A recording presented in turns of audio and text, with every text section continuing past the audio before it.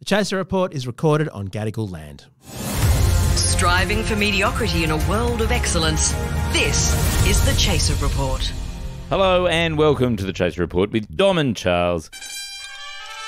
Cheat! Dom, this is, You cheated! What is going on? Look, what This you is did, just- it was What? within the laws. I accept that it was permissible. I accept that it was fair, but it wasn't in the spirit. It was not in the spirit for you to challenge my position as co-host and to try and dismiss me from the podcast like you did today. I realise that you probably could if you wanted to, but it's not in the spirit of this podcast for me to be dismissed But Dom, because I did something really stupid. the whole podcast is me trying to dismiss you. Like that is I literally know.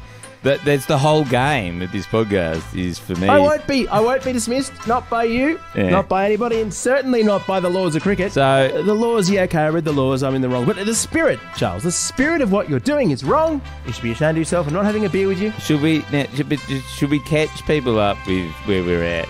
And then Oh, if they don't know this story, they probably haven't even heard of the sandpaper. You're right. I will catch you up after this. Okay, so for people a little bit confused, If you're listening back in months' time, we're talking about the second test of the Ashes when Alex Carey, the Australian wicketkeeper, stumped Johnny Bairstow, the Bairstow, English wicketkeeper. and everyone in England got outraged about it because they didn't think that wicketkeepers should be in the business of getting people out, which I completely understand because Yeah. Johnny Bairstow is the wicketkeeper for England and he never gets anyone out. So I can Although see why he did they would try. be confused that an English that a wicketkeeper would try and get somebody out. Yeah, look, it was confusing too. I think that's what made all of those old rich so-and-sos in their 80s in their yellow and red ties at Lord's, the egg and bacon ties, angry, is that they hadn't seen a wicketkeeper get somebody out before. Yeah, that's It was right. an entirely new, since the last time Australia toured, I think. And poor old Johnny Bairstow tried the same thing on Marnus Labuschagne. Earlier in the test, he tried to throw down the stumps Yes. and get him out, but it didn't work. No. So when Because Bairstow he did it, massively missed. missed the stumps. Yeah, because which he's was within the shit. spirit of the game. Yeah. It's in the spirit of cricket to be crap. Yeah, I think that's England's main point is that, like you can't win because that's not in the spirit of the game because we invented the game and we never win. It's also worth noting, Charles, that when the current coach of England, Baz, the author of Baz Ball, Brendan McCullum, when he, as the former wicketkeeper for New Zealand, did the exact same thing in a game and threw down the stumps and caught someone out of their crease, that was within the spirit of the game Yes, because he wasn't an Australian at the time. So I have... And you know the Australian same old Aussies always cheating. That's what I say. So I've got a bit of a controversial proposal for you about what to No, do hang on a about sec. this. Have you done some investigating on the internet, like with the submarine? Well, the thing is, so you know Henry Naylor, noted British comedian. He Friend of the show. friend of the show. He wrote for Not 9 O'Clock News and all those wonderful series. And was on my favourite show when I was 16, Press Gang. Press Gang, yeah. If you don't know Henry, he's the crazy stuff guy. That's all you need to know. But he Very also funny. used to be the captain of the Barmy Army for a while. Did he? Yes, and Really? So this morning he texts me about 100 million British tabloids front covers, and he said this stumping is basically bigger than Diana. The death of Diana. Wow. Like, it Wow. is. And I responded by saying, well, it's certainly a bigger car crash for England. Like this test series is a bigger car crash for England than Diana. And look, I think that there's already controversial sort of conspiracy theories about what's happening here, which is apparently Prince Philip was behind this whole stumping. Oh, I see. Um, Look, if only Henri Paul had missed in that Paris tunnel. Yeah. That things would have been very different. Well, apparently there was a little, what was it, a Ford? What was it, a Ford Tesla or something? No, what was it? What were they called? Telstar? What was the Ford?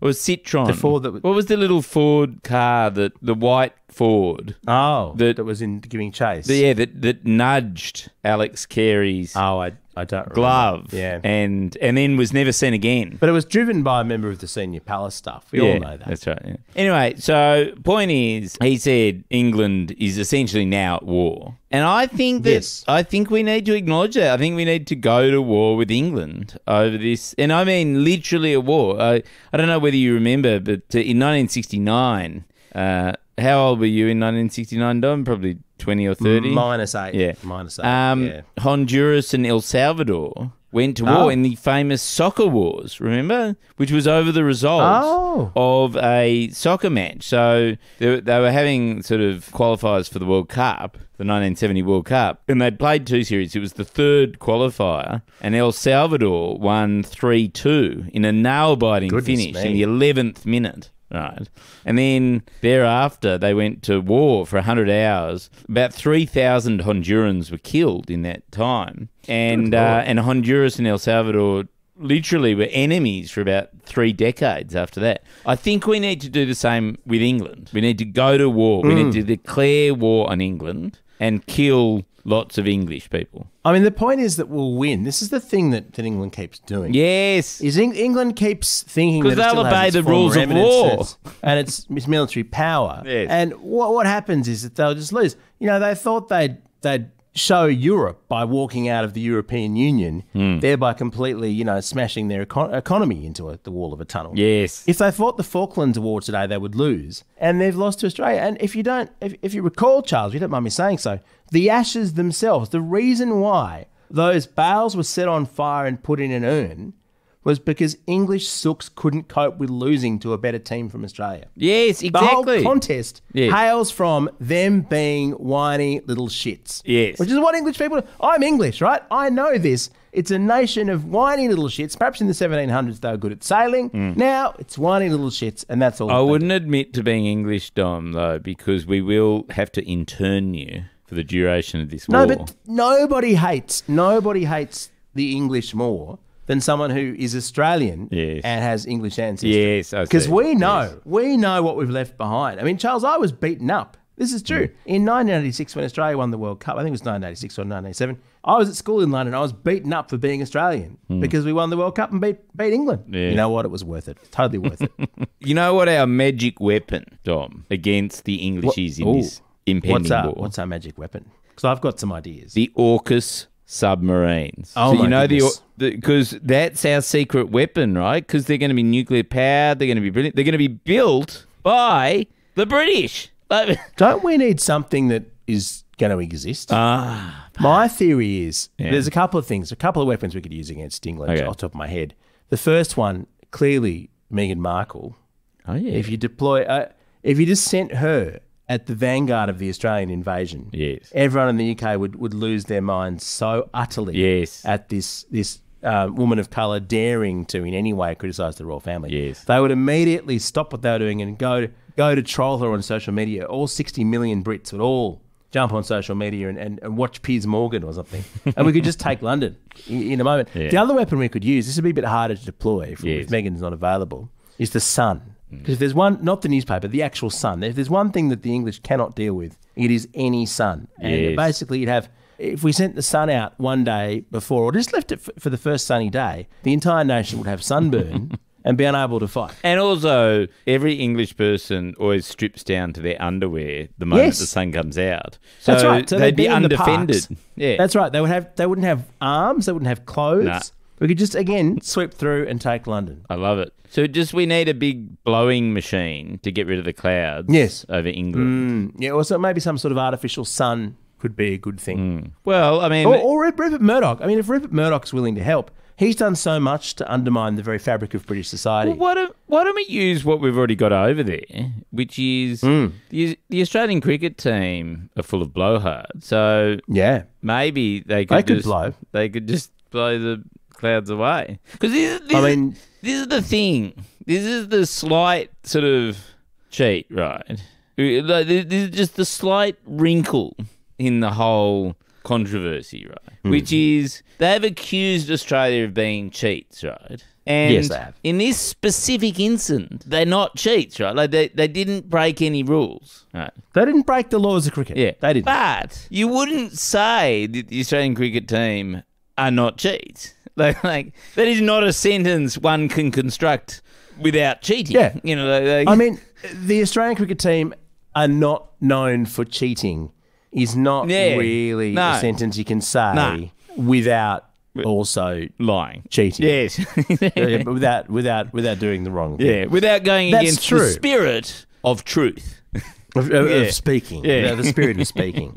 Yeah, and I mean, I just think they knew what they were dealing with, particularly for a wicketkeeper to be so stupid is the most entertaining thing. This is a guy whose job it is to throw the stumps down whenever anyone's not in their crease.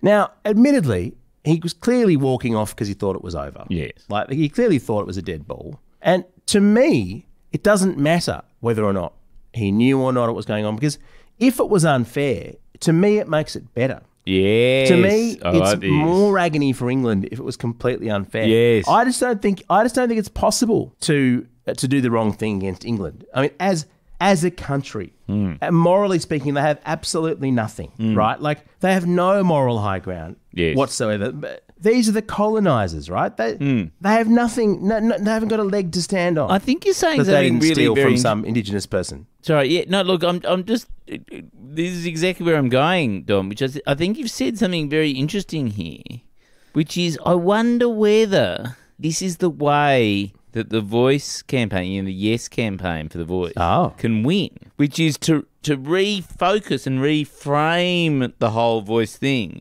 as being something that will piss off English people. Yes. Because that's if very that... good. And indeed, the Republic. That is something that This could is the time. you could unite a nation around that. You could have Yes, and you could have the Republic, I'm sure. Yes. If you just get Alex Carey to spearhead the thing and Pat Cummins, Yes. it would be an easy sell at this point, the Republic. Yes. It would be like, it would be like rubbing the whole referendum over the Voice with yellow sandpaper. With sandpaper. Yeah, that's right. Absolutely. And we're basically, what we're doing is we're looking at the Australian flag and we're looking at the top corner of it and sandpapering the thing off. Yes, exactly. The Chaser Report.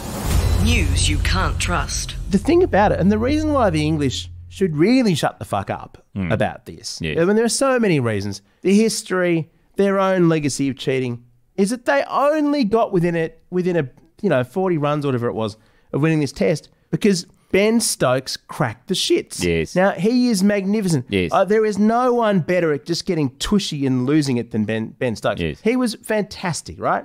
That was one of the best things I've ever watched. I actually stayed up watching the whole thing. It was electric. It was absolutely brilliant. But he would have gotten out for 40 or something, Yes. but for how angry he was. Yes, and- so I think rightfully, the runs that he scored, Australia should get. I agree. Yes. They were Australian runs Yes. that Stokes scored there. We earned them We by earned pissing them. him off so much. Yes. Yeah. I'm with you. I think, in fact, what we should do next time round is we should play with absolute fairness so that Yes. we beat them even more because no one cracks the shit with that. Well, Ben Stokes said at the end, I wouldn't want to win a test like that.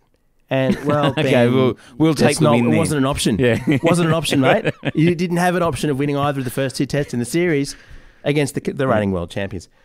While we're on this, Charles, I must say, in all the years we've been doing the Chaser, and it's nearly 25 years since we started this thing, I don't think there's ever been a place more worthy of a stunt than the long room at Lord's, which must be the most extraordinary epicenter of arseholery, Yes. other than the Republican National Convention in the States or perhaps the NRA.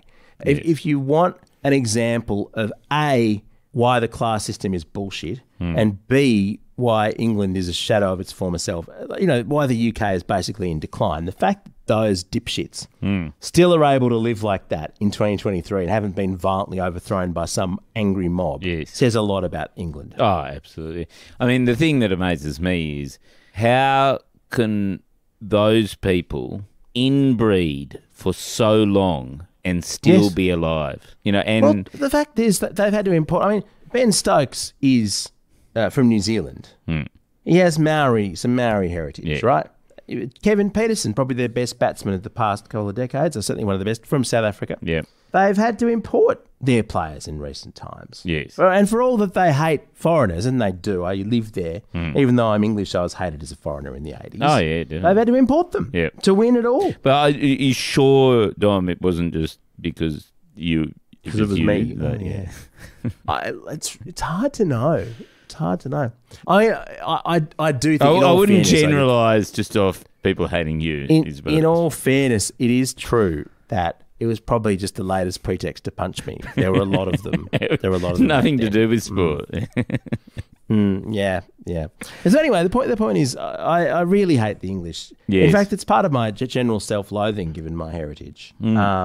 And frankly, I'm glad that we cheated a bit. Yes. Weren't in the spirit of the game, because it makes it all the sweeter. I just hope this doesn't fuel England to winning the third test in the series. If the spirit of the game is that a bunch of inbred Ponzi people win, then that's not a good spirit. You should break the rules. Well, we are the Rosa Parks of there's cricket. an argument to try and make. Certainly the moment where you had all these old white guys trying to punch a very, very chilled Muslim guy in Usman Khawaja. Yeah. That was not a beautiful moment. No. And as has been pointed out, in the same week that a scathing report about diversity in English cricket came out, saying that it's basically the last bastion of... I mean, the point where the Tory party is full of people of colour, and the long room at Lords is still absolutely as white as, I don't know, this podcast. It's just... What are we going to do? I've got some. They're just doomed. I mean, the thing is, it's just all doomed. It's just all going to fall over. Yeah, well, That's that's what Brexit's all about, isn't it? It's just like the last gasps of self-inflicted wounds. It's a wonderful fate, isn't it, when you think about it, to invent at least three of the world's most popular sports. In fact, probably, because they get soccer, football, they get rugby, both codes of rugby, they get cricket. I think tennis, you could say, probably originated... I'm not sure where tennis came from. Well, it came from France. England was part of it. It was French. England and France. Yeah. Royal tennis. But I mean, what an amazing fate to develop most of the world's popular sports and then suck at them for millennia after doing that. Yes. And just even have special rules where you get more countries, where, in soccer they get 4 countries rather than one, all of which are just completely shit. Yeah. So, we don't have to do anything. Yeah. Right. We don't They're have just to... driving themselves slowly into a wall. We don't have to launch our non-existent AUKUS subs because the British will probably just sink them on the way over anyway in some self-inflicted... In one of your most insightful points of the last year or so, Charles, the subs are never going to arrive. It was like saying you're going to go to your annoying friend's party. Yes. You get all the credit for good intentions, and then at the last minute you send a text, I'm really sorry, I've got a headache, I can't possibly come to your party. It's just not I'd love to be there. Can't make it. So, I mean, look, I think that when Australia comes back, we need to have the most obnoxious celebration possible. Yeah, it's a ticker tape parade of people who are slightly out of their wickets. Like, how would it work? We have some big celebration where we stump people. Oh no! Well, we round up all the English people. You put all the English people, basically go down to Bondi and have a massive game of beach cricket and just endlessly dismiss them just over and over again. Look, the other thing we could do is just do what the English did for so long and just not let them in. We just have a really rough immigration policy. So basically, we welcome people from all around the world. Yeah. But if you're English, no, you have to not speak English properly. And then you can get in. That's right. We just think, you're of poor character. Yes. You're probably one of those dipshits from Lords. Yeah. We'd rather you didn't come in. Your visa's not approved. I love and it. Imagine if the residents of the UK could no longer visit the Neighbours tour. They'd be heartbroken. And if they do make it in, we give them non-functional sunscreen, so they die anyway. Oh my God! Yeah, it's the way to eradicate the British. There you go. Very well done.